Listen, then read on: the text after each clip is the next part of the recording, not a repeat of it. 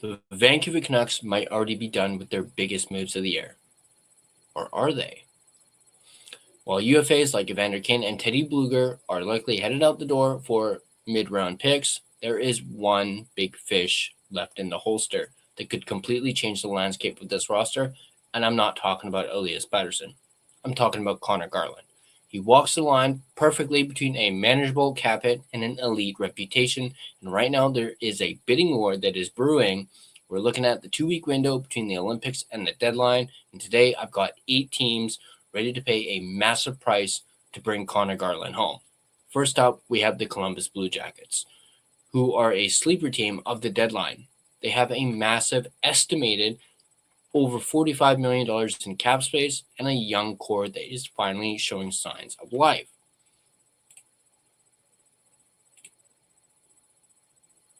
So yeah, just about roughly over 45, almost close to almost $46 million in estimated deadline cap space. Let's look at the fit with Columbus. I mean, they are currently playing Danton Heinen, remember that guy, in their top 6. Imagine replacing that with a high motor player like Conor Garland. Definitely more upside with Garland than you would have with Danton Heinen, and it's absolutely a no-brainer. Let's look at the motivation for Columbus to acquire Conor Garland. They're just 4 points out of a playoff spot. Don Waddell is known for being aggressive, and Garland provides that two-way stability that this lacked, dating back to the John Tortorella days, whom, by the way, has the most wins in franchise history as a head coach for the Blue Jackets. We move on to the LA Kings. Of course, this is Anze Kopitar's final season, so you know the LA Kings are all in. They went out and got Artemi Panarin at basically a discount. The Kings cannot waste this. But with Kevin Fiala now out long term, their scoring depth is absolutely decimated, and they need help on the wing. We went over this in our Evander Kane video, which, by the way, you guys can check out just up at the top right here. But how does Garland fit with the Kings? Garland slots right into that top 9 void. He brings veteran leadership, and that will be vital, especially once Kopitar retires. With the Kings, though, there's a bit of risk. Would Patrick Allvin really trade Garland within his own division? We'd have to see him 4 or 5 times a year. That's a bitter pill to swallow for a return that would need to be massive. Not to mention, the LA Kings have an estimated deadline cap space of over $15 million. We've heard the rumors about Elias Pettersson and how the Kings could basically take on all of PD's contract because of their estimated deadline cap space. But in this video, we're talking about Conor Garland. But moving on to another team, a team that we've spoken about a lot, especially on this channel, the Minnesota Wild. This is the story everyone is watching. They already have Quinn Hughes. The chemistry between Hughes and Garland is legendary. They're close friends, and that matters. We've already been down this road, and as I mentioned, talked about it extensively here on this channel. Now, back then, we mentioned how the Wild may not have the pieces to swing a trade for Garland. As then, we saw Garland as someone who'd fetch a first-round pick. That's likely not the case anymore. I feel as though Garland could definitely fetch you at least a second-round pick, but here's the problem. Minnesota doesn't have their second-round picks both this year and next year. So the only way he probably goes to Minnesota is via a third-round pick, and that may not be enough for the Canucks to be willing to part with. Minnesota has already pushed in most of their chips, but they still have enough to make this work if they view Garland as the final piece. If the Wild can't find a top-tier center, which is what they desperately need right now, Garland is the ultimate consolation prize. He keeps Hughes happy and provides elite secondary scoring for a deep playoff run. But the real question is, would the Canucks be okay with giving up Garland for a measly third-round pick? You tell me. Let me know in the comments down below. Speaking of the Minnesota Wild, they will have an estimated deadline cap space of just over $14 million. So there's that.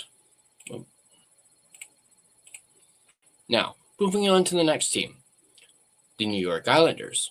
The Islanders appear to be retooling around Matthew Shaver, but refusing to tank.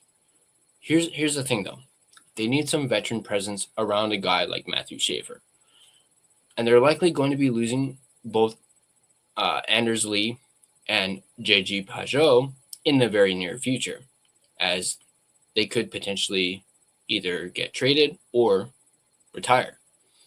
Granted, they've got a guy like Bo Horvat who can step into that role and kind of already has, but Garland is the perfect bridge veteran. He fits that quote-unquote Islander identity perfectly: tough, reliable, and hard to play against. They have multiple first-round picks. If the Islanders really want him, they just might have to overpay for him. But that's only if they really want him. Now, if Lou Lamoriello was still running things, he probably would overpay for Garland. But I guess it's a good thing for Islanders fans that Lamoriello ain't the one making those decisions anymore. But at least from a Canucks perspective, they could get a first-round pick, and the Islanders can offer them that.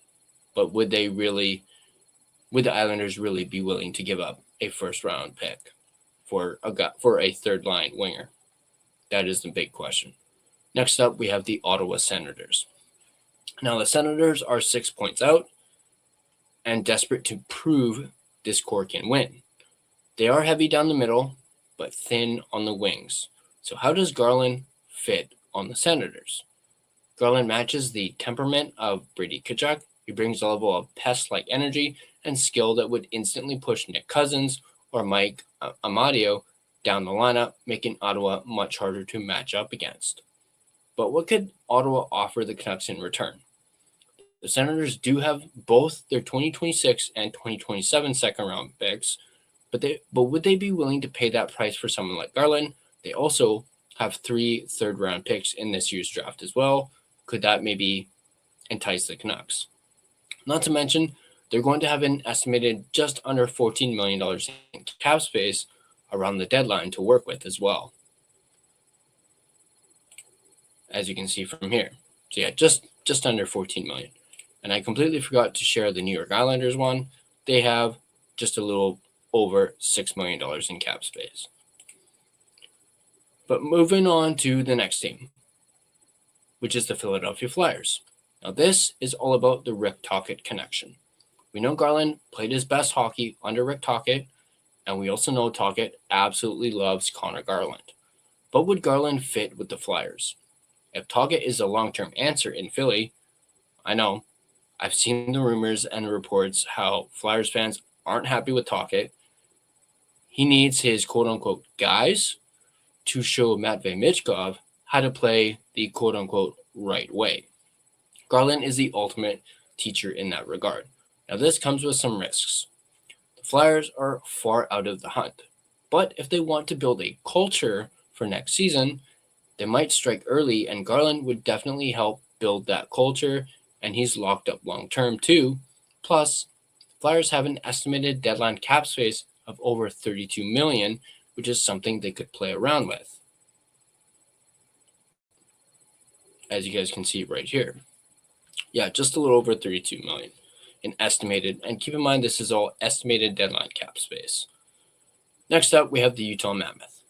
Utah has a quote-unquote blank check and a young, fast roster. They need to supplement their talent with proven winners. So how does Garland fit with the Utah Mammoth? Where does Garland fit on the roster and in the lineup? Garland is a clear upgrade over Michael Carcone or Kyler Yamamoto. However, Utah is already quote-unquote small on the wings with Clayton Keller. Does Garland make them too easy to push around, or does his grit negate his size? Also, what would Utah have to give up for Garland? We mentioned how the Senators have 3 third-round picks. Could they be able to... mentioned how the Senators have 3 third-round picks. Well, Utah, they have 3 second-round picks. Could they be able to entice the Canucks with one of those picks? We know the Canucks are all about draft capital right now. Not to mention the Mammoth will have an estimated almost $30 million in deadline cap space. Yeah, just under $30 million, or just over $29 million. Sorry. Next up, we have the Boston Bruins. Now, the Bruins have been linked to Garland for years now. He's a Bruins-style player through and through, and not to mention, he's from the Massachusetts area too. I know us Canuck fans would absolutely hate the idea of Garland going to the Bruins. I know I'd hate it, but here's the thing. They're the only team on this list that would need to move money out in order to acquire Conor Garland. They'd need to move potentially Casey Middlestad to make it work, as they're only estimated to be playing around with just over $5 million in cap space, which is the lowest out of the bunch. As you can see there, yeah, just a little over $5 million in estimated cap space. But Garland playing alongside David Pastrnak or a young Fraser Minton would be an absolute nightmare for the Atlantic Division in the playoffs.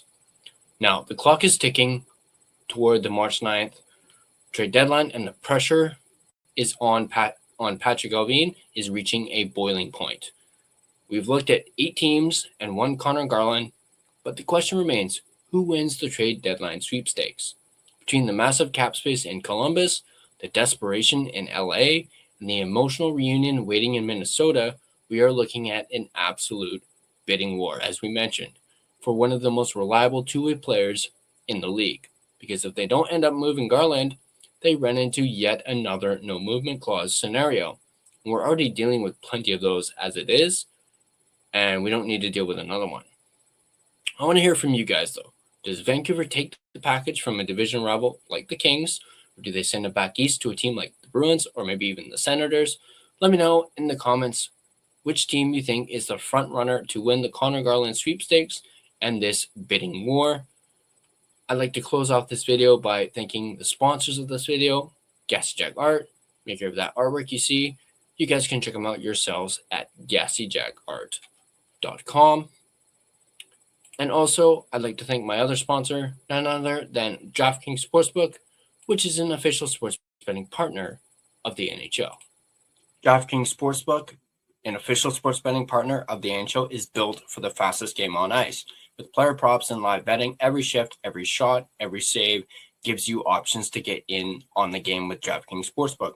New customers bet just $5, and if your bet wins, you get $300 in bonus bets instantly. Download the DraftKings Sportsbook app and use code THPN, that's code THPN, to turn $5 into $300 in bonus bets if your bet wins. In partnership with DraftKings, the crown is yours. Gambling problem? Call 1-800-GAMBLER. In New York, call 877-8-HOPE-NY or text HOPE-NY. In Connecticut, call 888-789-7777 or visit ccpg.org.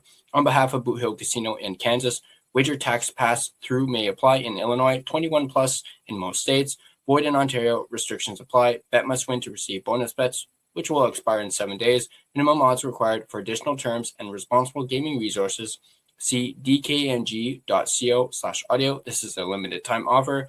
Copyright 2026 NHL, all rights reserved. If you enjoyed this breakdown, make sure to smash that like button and subscribe to The Line Change for more daily coverage as we count down towards the trade deadline on March 9th.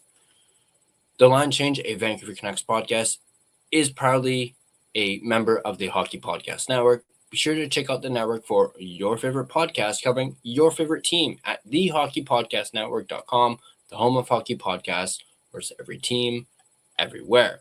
Once again, drop your comments down below. Thanks for tuning in, and I'll catch you guys on the next Line Change.